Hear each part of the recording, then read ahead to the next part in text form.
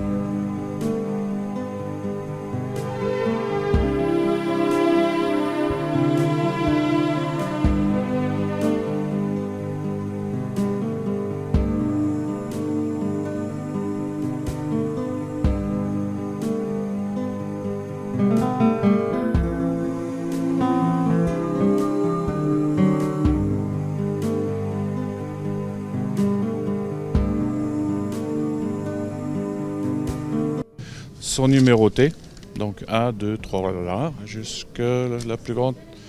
Ça se termine à 59 pièces. 59 pièces, il faut 16 heures, 20 heures de coupe. Parce que c'est une pièce après l'autre, après il faut meuler chaque pièce, après il faut les ajuster, enfin, etc. Et alors, ce que j'ai mis ici, donc B c'est pour blanc, c'est un code blanc. Et enfin, ça c'est mon propre code, enfin, etc. etc.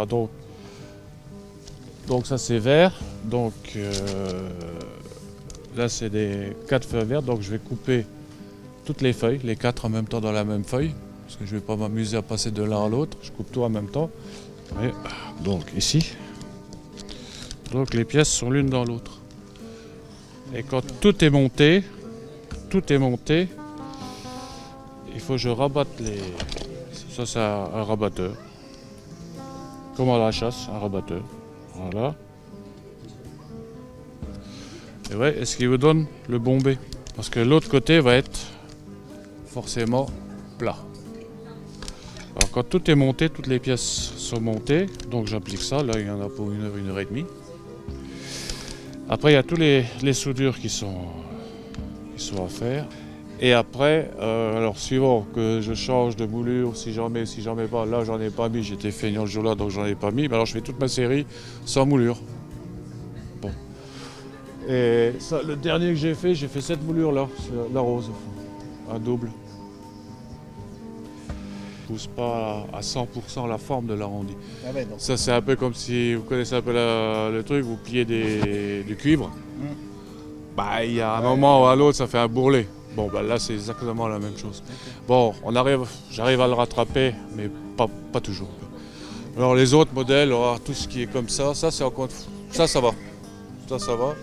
Ça c'est encore un autre style, ça c'est du vitrail à l'américaine, c'est du Tiffany. C'est-à-dire que je coupe toujours de la même façon les pièces, mais elles sont plus soudées au plomb, c'est une bande adhésive de cuivre qui fait 4-5 suivant la largeur. Qu'on plie sur les deux côtés. Alors là c'est très difficile parce que là j'ai un dixième d'écart maximum, 2 c'est fini. Hein. Donc c'est pire que le plomb. Et alors après il faut souder tout le long et puis ça vous fait une jolie soudure bien fine. Ça n'a aucun rapport avec le... Ça c'est du vitrail à la française comme on le faisait à l'époque des des cathédrales.